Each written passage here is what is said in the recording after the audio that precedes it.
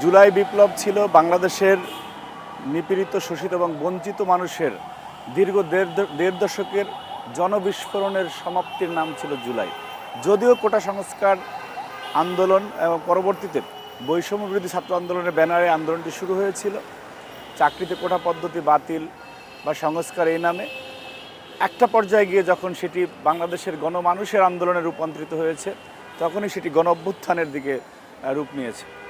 সুতরাং পৃথিবীর কোনো দেশেই গণ অভ্যুত্থান বিষয়টি কোনো একটিমাত্র কারণে হয় না।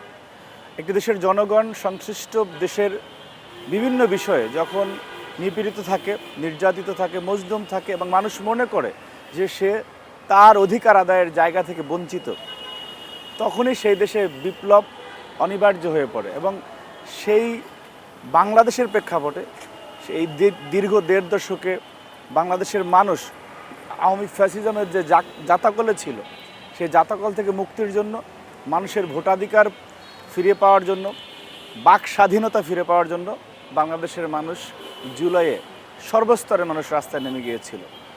এবং যেহেতু বিএনপি বাংলাদেশের সবচেয়ে বড় রাজনৈতিক দল এবং আওয়ামী লীগের সবচেয়ে বড় প্রতিপক্ষ ছিল, ফ্যাসিস্ট আওয়ামী লীগের দ্বারা সবচেয়ে নিষ্পেষিত, নির্যাতিত এবং জুলুমের শিকার ছিল বিএনপি, এবং তার ছাত্র সংগঠন হিসেবে বাংলাদেশ জাতীয়তাবাদী ছাত্রদল আমরাও দীর্ঘ দেড় দশকে সবচেয়ে বেশি নির্যাতিত ছিলাম। যেই মাটিতে দাঁড়িয়ে আপনার সাথে আমি কথা বলতেছি, এই ক্যাম্পাসে আমাদের শত শত ছাত্রদলের কর্মীরা নির্যাতনের শিকার হয়েছে, নির্মম হামলার শিকার হয়েছে এবং অনেকের পঙ্গুত্ব বরণ করা লেগেছে, অনেকের শিক্ষা জীবন শেষ হয়ে গিয়েছে। এবং নির্যাতিত নেতাকর্মীরা উন্মুখ হয়েছিল জাতীয়তাবাদী ছাত্রদলের যে সমস্ত নেতাকর্মী ঢাকা বিশ্ববিদ্যালয় ক্যাম্পাসে ছাত্রলীগের নির্মমতার শিকার হয়েছে। ঠিক একই রকমের সরকার বিরোধী কথা বলতে গিয়ে এমন কোনো শ্রেণী পেশার মানুষ নেই। আমরা দেখেছি যে ঢাকা বিশ্ববিদ্যালয় সাংবাদিক সমিতির অনেক সদস্য, সংবাদ মাধ্যমের কর্মীরাও একটা সংবাদ পরিবেশন করেছে, তার ছাত্রলীগের হামলার শিকার হয়ে রয়েছে। শিক্ষক একটি সত্য কথা লিখেছে, আমাদের ঢাকা বিশ্ববিদ্যালয়ের প্রফেসর মুর্শেদ হাসান খান একটি নিবন্ধ লিখেছিল, যার কারণে তার চাকরি গিয়েছে। ছাত্রলীগ তার কুশপুত্তলিকা দাহ করেছে। মানে প্রত্যেকটা শ্রেণী পেশার মানুষ এই দুর্বিষহ দুঃশাসনের জায়গা থেকে মুক্তির জন্য আমাদের মধ্যে তীব্র যে আকাঙ্ক্ষা ছিল, সেই আকাঙ্ক্ষার সাথে জুলাই এক অভিন্ন মাত্রা যোগ করেছিল। 2018 সালের কোটা সংস্কার আন্দোলনের প্রেক্ষিতে বাকশালের তখনকার প্রধানমন্ত্রী শেখ হাসিনা সে কোটা বাতিলই করে দিয়েছিল এবং সেটা 24-এর 5ই জুন হাইকোর্ট বিভাগ আবার সেই আদেশটিকে বাতিল করে কোটা পুনর্বহালের যে সিদ্ধান্ত দেয়, কিছুক্ষণ পরে ঢাকা বিশ্ববিদ্যালয়ের শিক্ষার্থীরা প্রতিবাদ মুখর হয়ে ওঠে। 5ই জুনের ঘটনা বলছি আপনাকে। ফ্রম দ্য ভেরি বিগিনিং আমরা একটি কৌশলের অংশ নিয়েছিলাম, কারণ আপনি জানেন যে এর আগেও নিরাপদ সড়ক আন্দোলন হয়েছিল এদেশে। ওই ধরনের দেশব্যাপী আন্দোলন কিন্তু বাংলাদেশের ইতিহাসে খুব কম হয়েছে, কিন্তু সেই আন্দোলন সফলতার মুখ দেখেনি। এর আগেও বিএনপি সহ বড় রাজনৈতিক অনেক দল যে সরকার বিরোধী বিভিন্ন আন্দোলন করেছে, যেমন 14, 18 এবং 24-এর মানুষের ভোটাধিকার যখন কেড়ে নেওয়া হয়েছিল, সেই আন্দোলনও সরকার পতন হয়নি। আন্দোলনগুলোতে বিভিন্ন ট্যাগ লাগিয়ে দেওয়া হতো। এখন আমি ছাত্রদলের একজন পরিচিত মুখ, আমাদের হল পর্যায়ে, বিশ্ববিদ্যালয় পর্যায়ে এবং সেন্ট্রালের নেতারা যদি তার আত্মপরিচয় এই আন্দোলনে অংশগ্রহণ করত, তাহলে সরকার একটি ট্যাগ দিয়ে এবং আমাদের উপস্থিতি দেখেই আপনি সেই আন্দোলনটিকে অন্যদিকে ধাবিত করত। জাতীয়তাবাদী ছাত্রদল সহ সরকার বিরোধী অন্যান্য ছাত্র সংগঠন সবাই কিন্তু একই পলিসি অবলম্বন করেছে যে নিজ সংগঠনের আত্মপরিচয় ওই আন্দোলনে যাওয়া যাবে না। এবং যখন কোটা সংস্কার আন্দোলনের জায়গা থেকে বৈষম্য বিরোধী আন্দোলনের একটি ব্যানার হলো, সেখানে যারা সমন্বয়ক ছিলেন সেই সমন্বয়কদের সাথে জাতীয়তাবাদী ছাত্রদলের আমরা শীর্ষ নেতৃবৃন্দ আমাদের প্রায় সব বিষয়ে তাদের সাথে আমাদের কথোপকথন হতো, করণীয় নির্ধারণ নিয়ে আলোচনা হতো। কীভাবে মাধ্যম তো অবশ্যই আমরা হোয়াটসঅ্যাপ সহ প্রযুক্তি ব্যবহার করে অনেক সময় প্রথম দিকে বিভিন্ন জায়গায় দেখা করা, যেটা গোয়েন্দা সংস্থার চোখ এড়িয়ে করা যায় সেরকমভাবে করা। অর্থাৎ একটা এত বড় গণঅভ্যুত্থান সফল হওয়ার জন্য অনেক এলিমেন্টস কাজ করেছে। ছাত্র সংগঠনগুলি যারা সরকার বিরোধী এতদিনে যারা নিপীড়িত ছিল, তাদের সবারই একটাই আকাঙ্ক্ষা, একটাই তীব্র পাওয়ার জায়গা ছিল যে না, একটা ফসল এখান থেকে নিয়ে আমাদেরকে ঘরে ফিরতে হবে।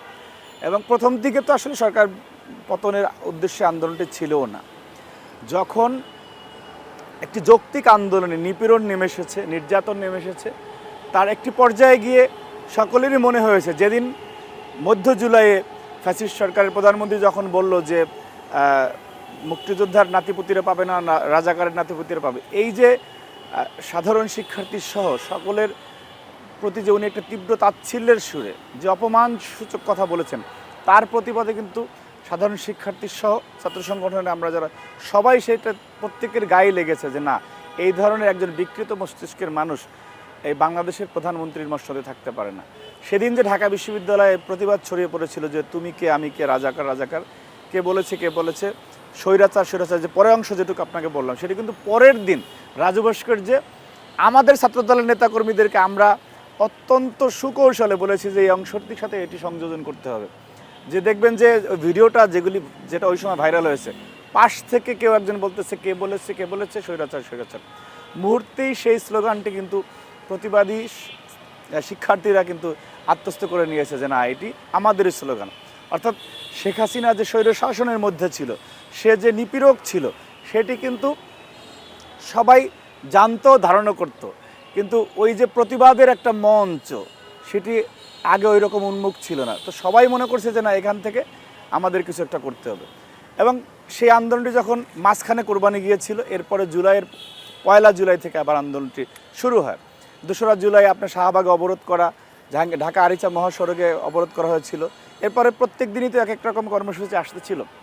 আমরা আমাদের জুনিয়র নেতাকর্মীদেরকে, যাদেরকে ছাত্রলীগ ওইভাবে চিনে না, একটা আমাদের মতো বড় সংগঠনে তো অনেক কর্মী, তাদেরকে সক্রিয়ভাবে অংশগ্রহণ করা এবং এই স্লোগানগুলিকে একটি রাজনৈতিক রূপ দেওয়ার, স্লোগান, বক্তব্য, কবিতা, এগুলিকে রাজনৈতিকভাবে রূপ দেয় এবং সে যে নিপীড়িত প্রত্যেকটা মানুষ, সে তার সাথে এটার একটা মেলবন্ধন তৈরি করা, সেটা ছিল আমাদের কৌশল।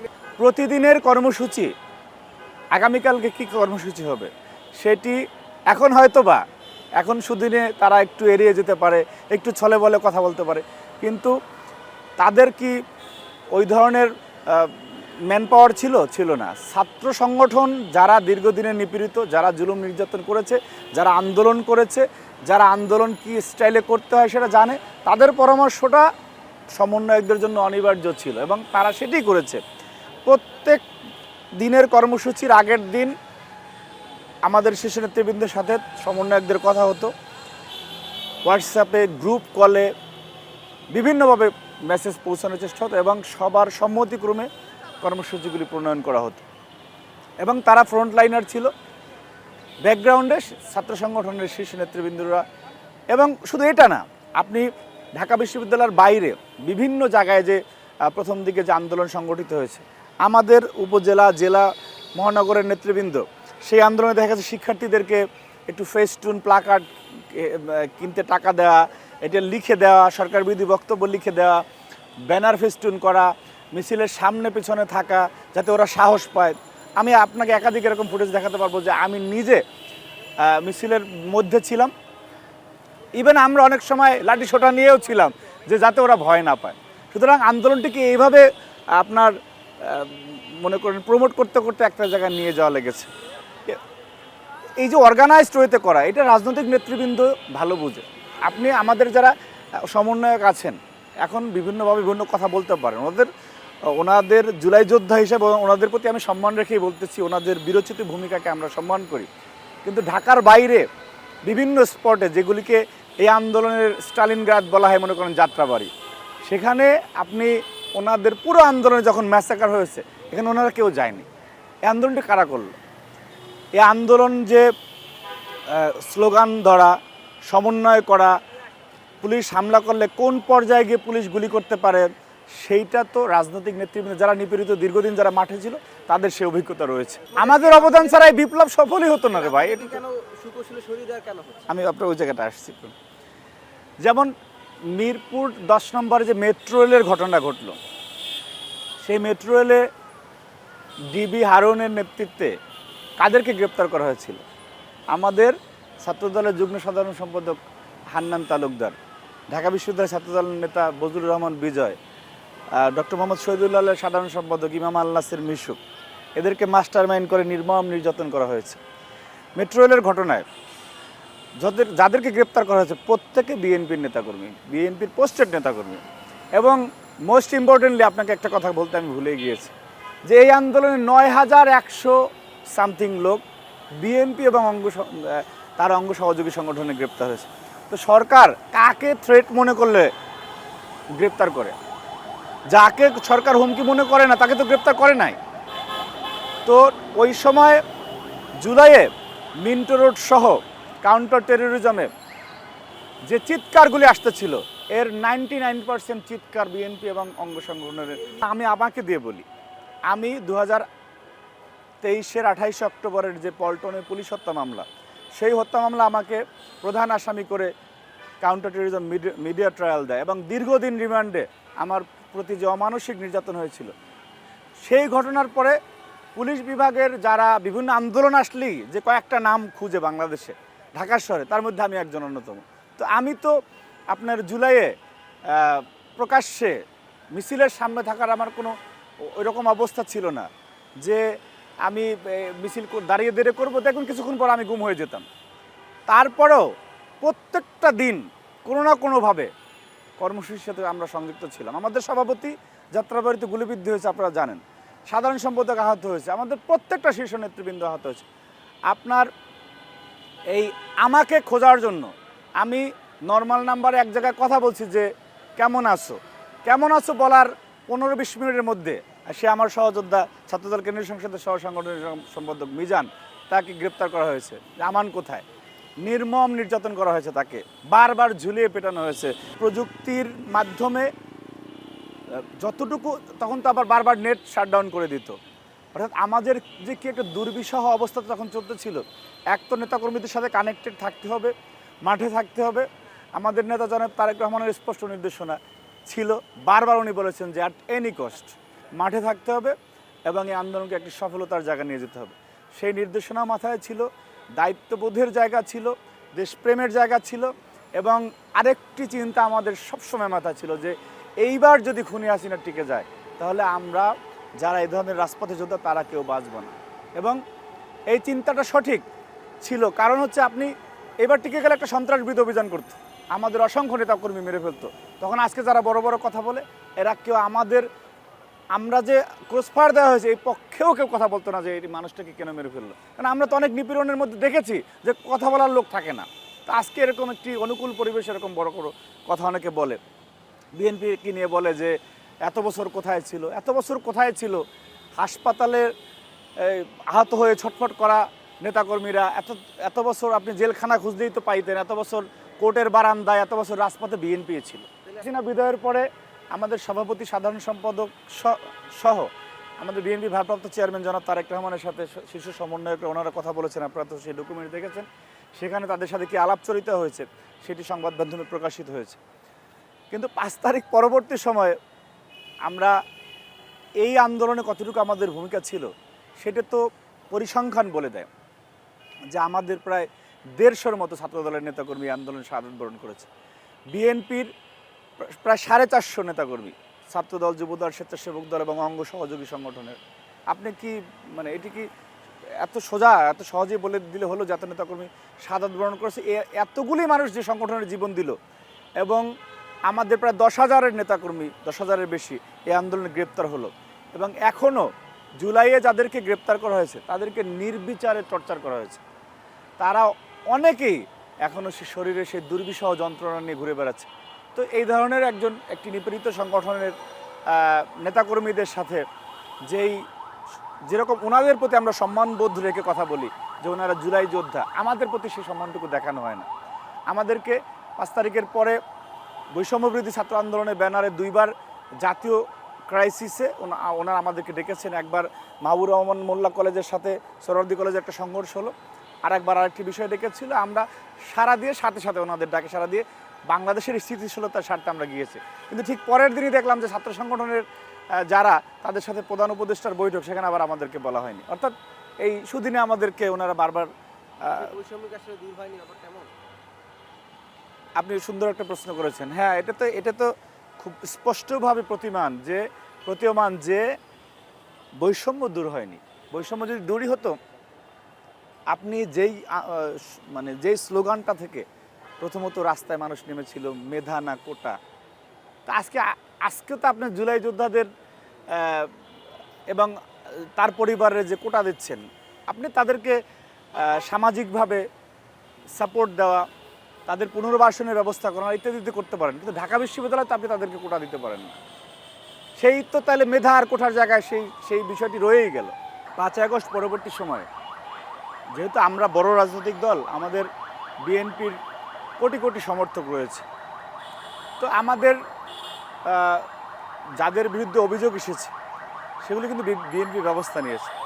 আপনার পরিবারে যদি 5 জন সদস্য থাকে, তাদের দেখভাল করা যতটুকু সহজ, 40 জন থাকলে কিন্তু অতটা সহজ না।